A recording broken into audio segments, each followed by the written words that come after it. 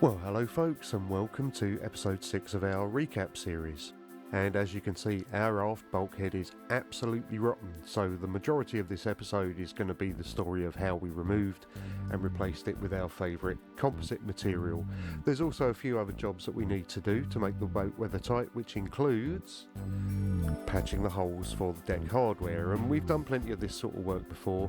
It's just grinding the stuff out, patching it with new fiberglass and removing the wispy stuff, because if you leave it on you're going to end up wicking moisture into it and it will ruin your layup.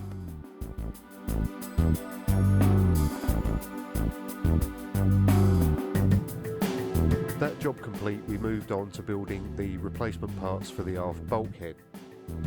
We made a complete set of templates that we could use to cut out the nidoplast, removed the window from the aft bulkhead for safekeeping,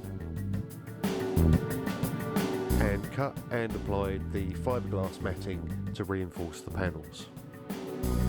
If you want to see the full details of the construction of the panels, I suggest you click on the link up in top right, and I'll also put a link down in the description.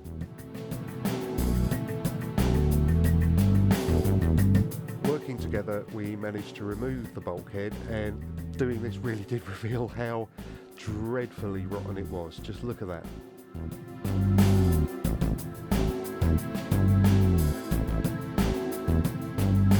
It was a very real pleasure to get rid of it all, actually, even though some of it was very well bonded onto the hull.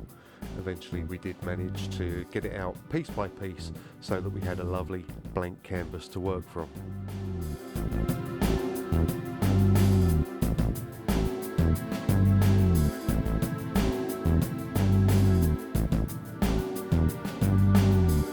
Once all of the wood was removed, we could then start grinding out all of the damage and dodgy bits of glass from the cockpit floor and patching it.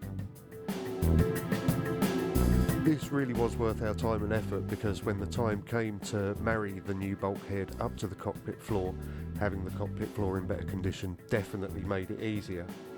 Putting another layer of glass and a sealing coat of gel coat on the outside of the bulkhead was always part of the plan.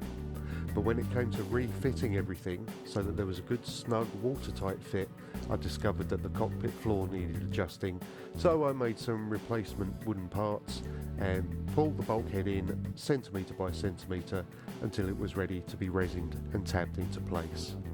I then applied some home mixed fairing compound, which was really good fun to make, and we made a little door just to keep things reasonably weathertight. And then it was time to finally install the new sole into the forward cabin. And that just about brings us up to date, apart from getting the freshwater tank back aboard so that we could see exactly what we were going to work with when we were rebuilding the forward cabin. Meanwhile, away from the boat, I was busy designing, etching and testing some new circuit boards which eventually will be installed on Bebop, the exciting details of which will be coming your way very soon.